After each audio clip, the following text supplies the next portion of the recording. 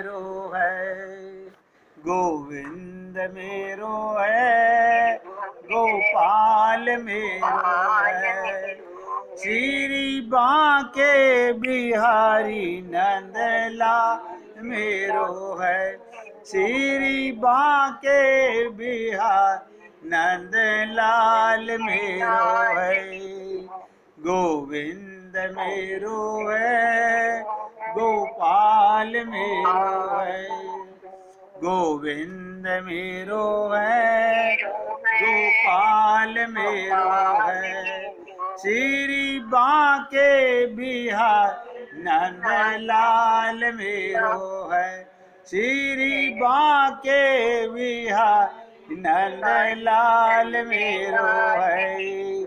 गोविंद मेरो है, गोपाल मेरो है, गोविंद मेरो है, गोपाल मेरो है। श्री बांके नंदलाल मेरो है, श्री बांके बिहारी नंदलाल मेरो है। अब एकाग्रचित होकर सुनिएगा। माया यदि थोड़ी भी बाकी होती है तो भी प्रारब्ध भोगना ही पड़ता है। गोपियां निरावरण, देखो निरावरण, ये निरावरण क्या होता है? निरावरण का मतलब वो अपने को शरीर नहीं मानती। एक एक शब्द ध्यान दीजिएगा। मतलब वो अपने को ना जाति मानती हैं, ना धर्म मानती हैं, ना मजहब मानती हैं, वो अपने को आत्मा मानती हैं। उन्होंने सारे आवरण उतार दिए। इसी को भगवान ने चीर हरण करने के बाद गोपियों को निरावरण कर दिया था। सारे बंधन मुक्त हो गई गोपियां, अब कोई बंधन नहीं। शरीर सेवा कर रहा है, शरीर परिवार के काम कर रहा है, शरीर पति के काम भी कर रहा है, बच्चे भी पैदा कर रहा है, बच्चों को दूध भी पिला रहा है, उनकी रोटी भी कर रहा है। कमाल है। लेकिन ये गोपियां आत्मज्ञानी हैं। इसीलिए मैंने आपसे कहा कि जैसे ही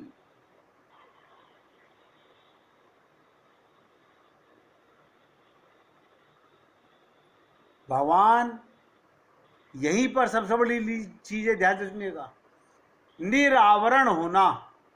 आप और हम लोग निरावरण होने के लिए अपने आप को कितना ही हमारे को गुरु संत महात्मा बताएं, कितना ही कोशिश करें, लेकिन हम निरावरण नहीं होते। गोपियां शरीर में रहती हैं, लेकिन शरीर उनके और भगवान के प्रेम में कोई रुकावट नहीं है। मैं आप सब भक्तों से निवेदन करना चाहता हूं, जो सेवा अपने परिवार की, समाज की गोपियों ने की, आप और हम लोग सोच नहीं सकते।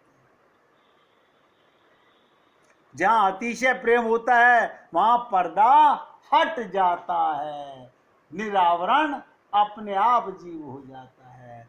ये गुरु की कृपा से तत्व ज्ञान होने के बाद ये जीव माया से ऊपर उठने के लिए, कहते ना, ध्यान देने का, भगवान श्री कृष्ण, देखिएगा मैं क्या करूं, ऐसे ऐसे भाव आते हैं मन में। भगवान श्री कृष्ण गोपियों का चीरहरण करते हैं, हाँ करते हैं। ये गुरु क्या करते हैं? अपने शरणागत आए हुए जीव को निरावरण कर देते हैं, उनका चीरहरण कर देते हैं, उनको शरीर से बाहर निकाल देते हैं। उन्हें तत्व ज्ञान करा के पूर्ण आत्मा का अनुभूति कराने का गुरु भरसक प्रयत्न करता है। तो गोपियां निरावरण परमात्मा के दर्शन करती हैं। जहां अतिशय प्रेम होता है वहां फिर पर्दा कोई नहीं रहता। इसीलिए कहा गया कि जित देखूं तित श्याम मई है। गोपियां 24 घंटे अपने केशव को देखती हैं, नारायण को देखती हैं। तो लाला पीड़ा गिरते ही, देखिएगा मैया कह रही है लाला माखन खाना है, पीड़ा उठा के ला। कन्हैया छोटे से पीड़ा उठा के ला रहे हैं। अब पीड़ा भारी है, कन्हैया छोटे हैं। लीला देखो भगवान की, पीड़ा गिरते ही कन्हैया रोने लगे, पीताम्बर खुल गया, गोपी दौड़ कर आती है और कहती है अरे तुझे क्या हो गया, क्या कुछ चोट लग गई? कन्हैया कहते हैं चोट तो नहीं लगी, किंतु मेरा पीताम्बर खुल गया है। एक एक शब्द ध्यान दीजिएगा। कन्हैया कहते हैं मेरा पीताम्बर खुल गया है। गोपी लाला को पीताम्बर पहनाती है। जहां ऐश्वर्य होता है वहां पर्दा होता है, प्रेम में पर्दा नहीं होता। गोपियां कहती हैं लाला हमें तो निर्वस्त्र करते हो, हमें तो निरावरण करते हो और अपने वस्त्र गिरने पर रोते हो। देखिएगा गोपी का कुल्हाना, कहते हैं हमारे को तो चीरहरण करते हो, निरावरण करते हो, और आपका छोटा सा पीताम्बर खुल गया तो रोने लगे। लाओ मैं पहना देती हूं। इसलिए मैंने आपसे कहा ऐश्वर्य के अंदर गोपी लाला को पीताम्बर पहनाती है, जहां ऐश्वर्य होता है वहां पर्दा होता है। इसीलिए वैकुंठ लोक में पर्दा है, प्रेम में पर्दा नहीं होता।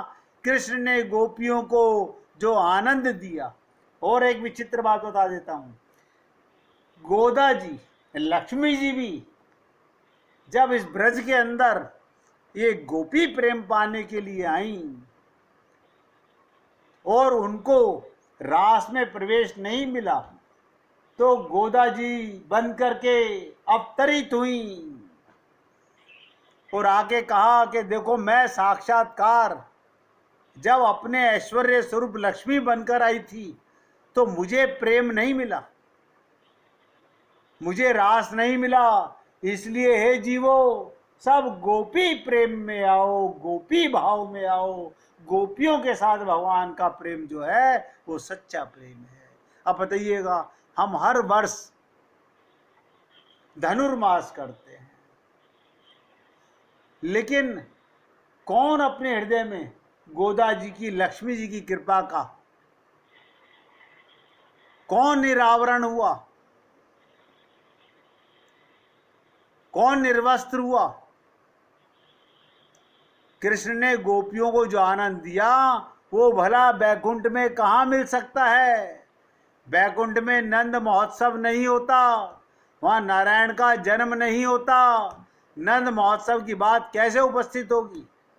तो भगवान लक्ष्मी जी को अपने हृदय में रखते हैं, क्योंकि लक्ष्मी जी उन्हें अति से प्रिय हैं।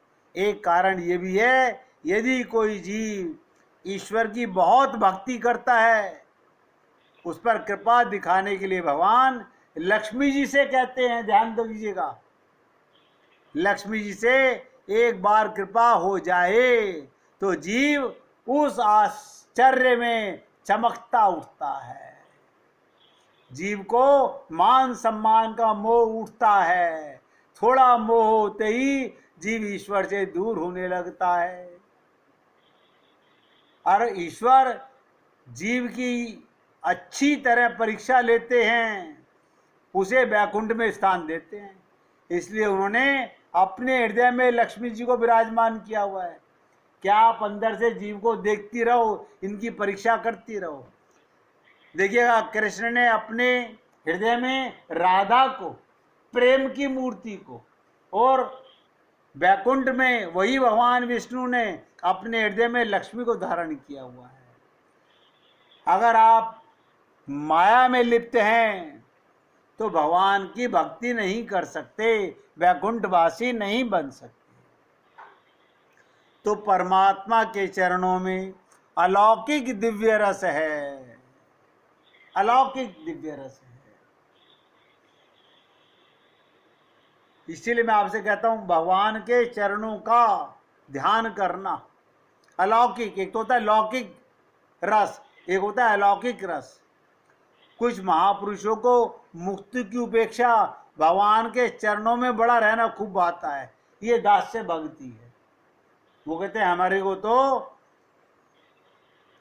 भगवान के चरणों में रहना है। लाला को एक बार मन में ये विचार आया कि लोगों को मेरे चरणों में क्या विशेषता दिखाई देती है। ध्यान दीजिएगा, एक बार कन्हैया को मन में ये विचार आया कि लोगों को मेरे चरणों में क्या विशेषता दिखाई देती है, ये क्यों मुक्ति को तुच्छ समझकर मेरे चरणों में पड़े रहना पसंद करते हैं, मेरे चरणों में आखिर ऐसा क्या है। तो इतना सोचकर अपना चरण उठाकर कन्हैया मुख में डालते हैं, और ये नहीं ब्रज में आकर स्वयं अखिलेश्वर भगवान श्री कृष्ण ने माखन मिश्री छोड़कर ब्रज का रज को खुद चख के देखा। भगवान अपने अंगूठे को मुख में क्यों रखते हैं? कहते इस रज में रहना क्यों पसंद करते हैं जी, क्यों वृंदावन में आना पसंद करते हैं? इसके लिए भगवान ने इस रज का कमाल चखने के लिए अपना अंगूठा स्वयं अपने मुख में रखा, और खुद ब्रज को, यहाँ की मिट्टी को यशोदा मैया डंडा लेके मार रही है कि तूने माटी खाई। वो कह रहे हैं मैया तुझे कैसे बताऊं, सारे भक्त लोग इस माटी में लौट रहे हैं। मैंने कहा ऐसा क्या है इसके अंदर, क्योंकि मुझे अपने चरणों का कमाल पता नहीं, वो तो मेरे चरणों का रस ले रहे हैं, तो मैं भी तो देखूं मेरे चरणों में ऐसा क्या है। तो स्वयं भगवान बाल लीला में ब्रज की रज को अपने मुख में डालते हैं। आप लोग लीला तो सुनते हो, और मैंने कहा अर्थ और भावार्थ बड़ा गहरा होता है। यानी मेरे चरणों में ऐसा क्या है, और इतना सोचकर अपना चरण उठाकर मुंह में डालते हैं कि चरणों में ऐसा क्या है। अब ये नहीं ब्रज में आकर के स्वयं नारायण कृष्ण बन करके माखन मिश्री का छोड़ ब्रज रज भी मुख में डालते हैं।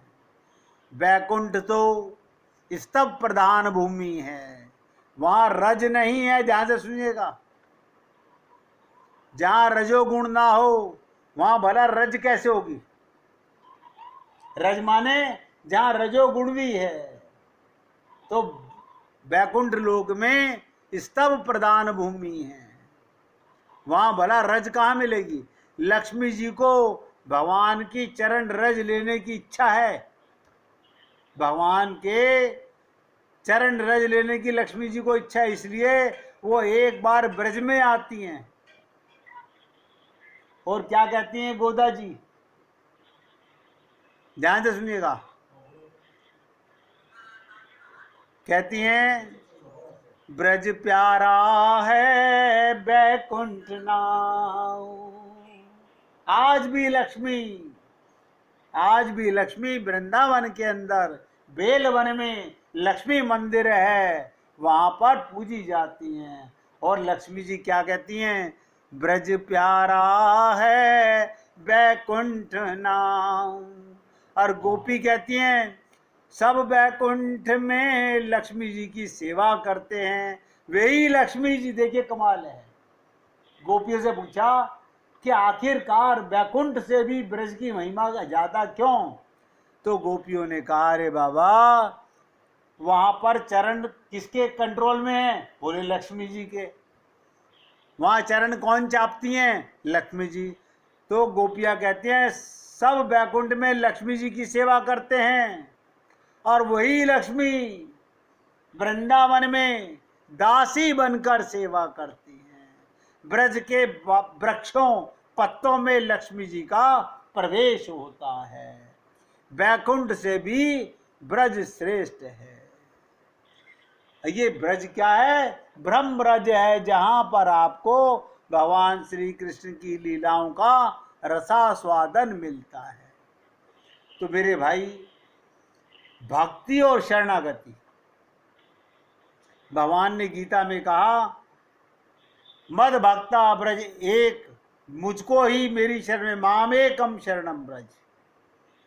केवल मेरी भक्ति करे या मेरी शरण में आए, अर्थात मुझको ही अपनी रक्षा करने वाला जाने।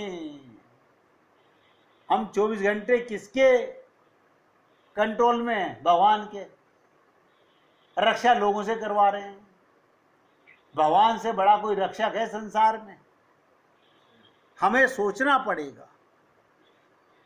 तो कहने का तात्पर्य, अपनी रक्षा करने वाले भगवान को जाने इत्यादि माता पिता से सहस्त्र गुणा, हजारों गुणा हित करने वाले हमारे भगवान राम और कृष्ण।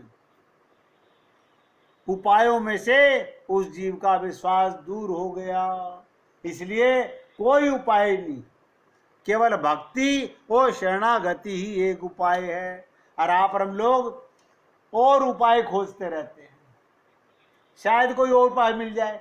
हम भटक रहे हैं क्या? अब सत्संग तो सुन रहे हैं, लेकिन हम अभी भी तलाश कर रहे हैं, शायद कोई उपाय मिल जाए। मेरे से बहुत लोग कहते हैं कोई और उपाय नहीं है, कोई और उपाय नहीं है। मैंने कहा ना कि रामानुज संप्रदाय तो खुल के बोल रहा है, केवल भक्ति और शरणागति। क्योंकि कर्म और धर्म स्वर्ग देता है, ज्ञान और योग, ध्यान दीजिएगा, ब्रह्म लोक देता है। अगर भगवान की भक्ति और शरणागति ही एक उपाय है जिससे आपको सबसे बड़ा प्रेम की उपाधि प्राप्त होती है, भगवत प्राप्ति होती है। देखिए भैया, निवेदन करना मेरा कार्य है, मानना ना मानना। तो 3 उपाय बता दिए मैंने। पहला बताया पर तत्व विरोधी, परमात्मा के विरोधी। दूसरा बताया पुरुषार्थ विरोधी। तीसरा बताया उपाय विरोधी, जो जीव भगवान को छोड़कर और उपाय खोजता रहता है, वो व्यक्ति भगवान की सदा दूर बना रहता है। भगवान कहते हैं माम एकम, केवल मेरी भक्ति करो। अर्जुन ने सरेंडर किया, हथियार डाले थे, उठा लिए कि ये हथियार डालने का मतलब है अब मैं कर्म करूंगा, जो मेरा केशव का कर्म, जो मुझे कहोगे। भगवान ने आपको कहाँ रखा है? परिवार में। भगवान कहते हैं परिवार की सेवा करो, लेकिन मेरा परिवार मान के सेवा करो। आप और हम लोग बस एक छोटी सी गलती हम सब करते हैं, उसमें भगवान का छोड़कर केवल अपना मान लेते हैं।